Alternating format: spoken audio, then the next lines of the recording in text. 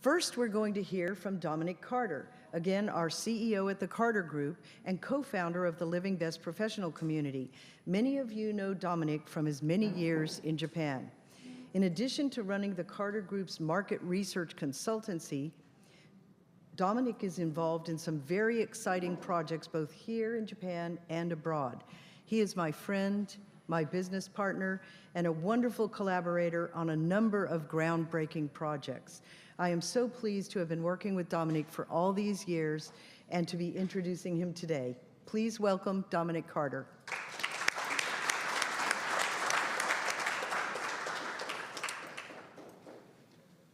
Thank you, Debbie, and ladies and gentlemen, thank you very much for coming this evening.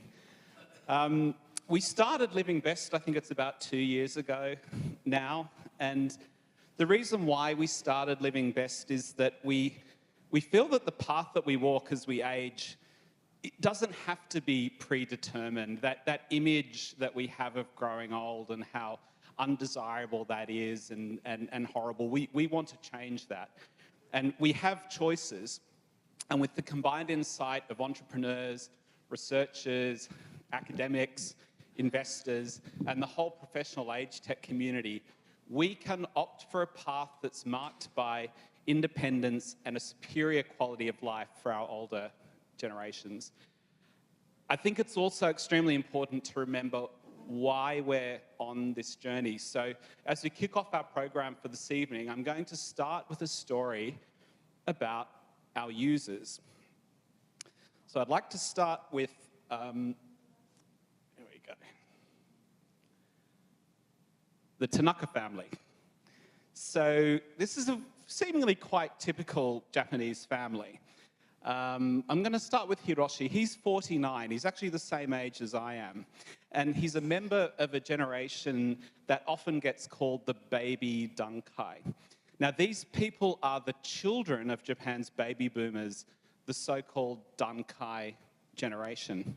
He lives with his wife, Haruka, and their 16-year-old daughter, Mina, not far from here in an apartment in Yoyogi.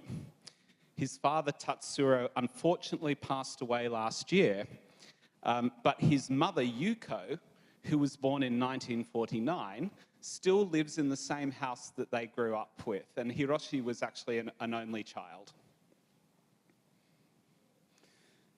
Now, this is a chart that shows you very starkly the demographic issues that we're facing in Japan. This red line is births shown from 1950 to almost the present day.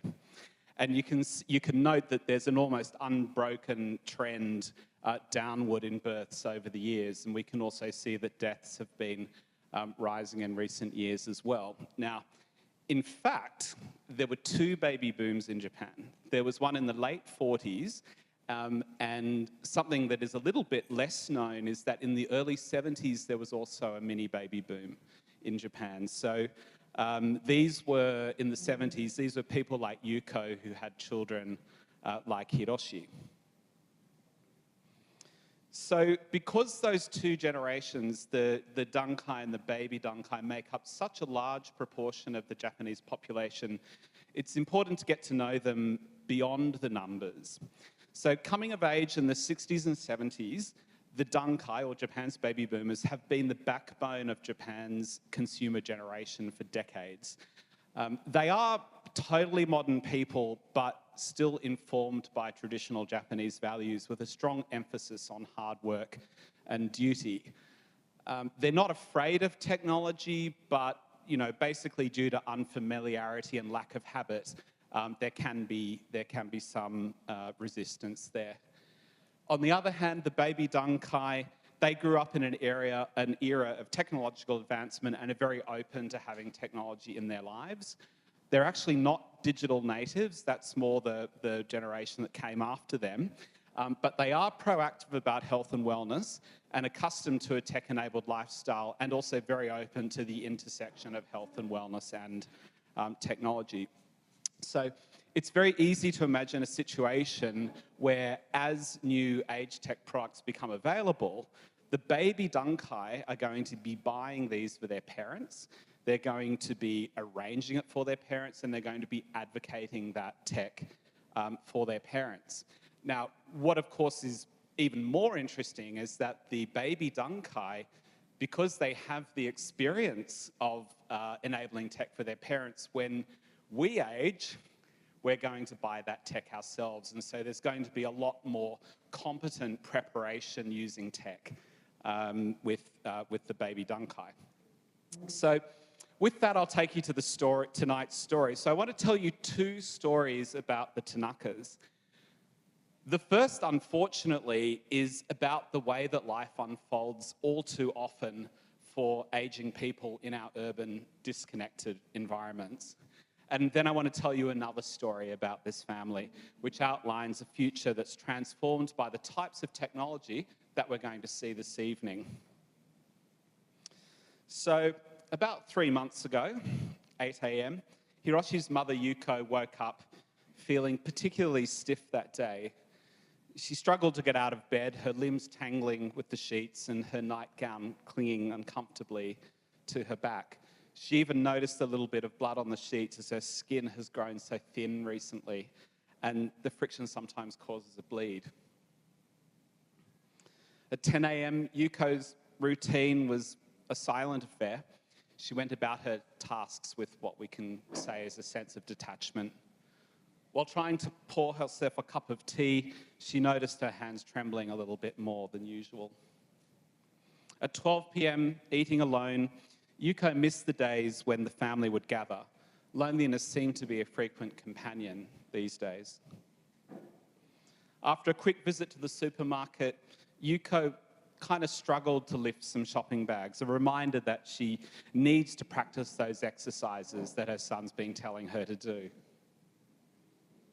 At 2:30 p.m., she felt a slight dizziness, but she brushed it aside. She doesn't have a way to communicate or track such anomalies in real time. At 4 p.m., as Yuko moved to the balcony, she tripped over a rug and fell hard. Unable to call for help, she lay there in pain, waiting for someone to find her. Hiroshi found his mother a full 2 days later on his routine weekly visit. Now, this might sound extreme, but I have heard cases from people I know about their parents being in that condition for two to 3 days. So this is far from unknown. Now, the severity of the fall meant that Yuko would need extensive care, leading to the heartbreaking decision to move her to a nursing home. Unfortunately, this is a very common story, but we believe that assisted by tech, we could write a very different story for Mrs. Tanaka. So on that same morning, 3 months ago, Yuko's sleepwear glided seamlessly over the sheet, making it effortless for her to rise. She started her day with confidence. At 8 a.m., Yuko used a wearable device that stabilized her hands. This allowed her to pour her tea with precision and without spilling it, and just a little part of preserving her independence. At 10 a.m., Yuko used a personalized AI-powered in-home exercise machine designed for her age and strength level. The gamified challenges added fun to her routine, making it an activity to look forward to. At 12:30 p.m., Yuko transformed her lunch space into an interactive playground, letting her engage in brain-boosting games and a quick video chat with her friend Keiko. And moments like this of connection can be very important for mental well-being. Now, Yuko's friend Keiko lives in a nursing home these days, but she was telling Yuko about by just putting on a VR headset, you can have the most amazing experiences, even though you're just sitting in the common room of the nursing home. Keiko says she can travel anywhere. Last week, she visited Paris, and to be honest, it's almost better than being there, no bed bugs. At 2:30 p.m., Yuko's smartwatch sent an alert to Hiroshi, notifying him of a potential health concern, which Yuko felt as dizziness.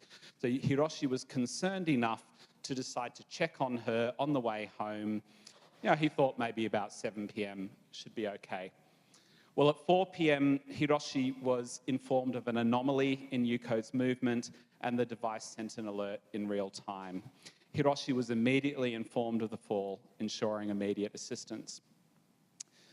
So Yuko had to go to hospital, but about 9 a.m. she was able to come home, so she didn't even have to stay overnight. So her injuries were, of course, much less severe. Her condition was much better than it otherwise would have been. Now, Hiroshi has always been enamoured with the potential of technology, dabbling in the latest gadgets and apps, yet seeing his mother navigate the problems of ageing, he's found a new passion, which is Agetech. That's why he's always taken the trouble to make sure that his mother has the latest devices that he thinks will help her. Despite Yuko's generation not having digital assistants or screens or PCs, she's always been open to new experiences. She has an insatiable zest for life and an inbuilt trust in Hiroshi's judgment. Their shared vision is simple: to use technology in reshaping her golden years to make them even more golden. So let's pick up our story again. So one afternoon, Hiroshi came across an organisation called Living Best that strives to improve the quality of life for seniors through innovative Agetech solutions. Their local chapter in Tokyo is known for its extensive induction program and its interactive approach in integrating seniors with Agetech. They signed up together. On the day of the induction, Yuko was welcomed warmly by the members. Hiroshi could see the glint in her eyes, the same that she has when she embarks on any new adventure. At the end of the session, she was handed a tablet with a survey. Living Best was keen on collecting real-time feedback from its members on various Agetech concepts. Would these concepts be beneficial for her? Yuko pondered each question, carefully considering the implications. To her, it wasn't just about usability, it was about how could she enrich her life.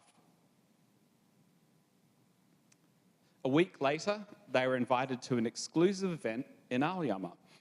The ambience was festive, with a mix of startup founders and seniors mingling, their conversations a blend of memories and future aspirations.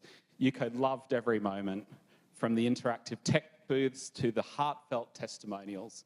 She felt connected, not just to the present, but to a future that was inclusive and exciting. Shortly after the event, a researcher from Living Best visited Yuko's home. They wanted to discuss one particular concept in depth. As Hiroshi brewed some tea, the representative began explaining. The idea he started is an app that isn't just about capturing moments, it's about creating happiness, revisiting memories, feeling the emotions anew. It's designed for seniors to relive their cherished memories, feel the warmth, hear the laughter, and sometimes even the touch. Yuko listened intently, the idea resonating with her deeply. It wasn't just about tech, it was about heart, soul, and memories. As the Living Best representative left, Yuko looked at Hiroshi, her eyes moist. "Let's do this, Hiro," she whispered. It wasn't just a nod to the latest inspiring concept that she saw, but to a brighter, tech-aided future. The pair, mother and son, stood at the cusp of tomorrow, ready to embrace it. And my friends, this story is to be continued. Thank you.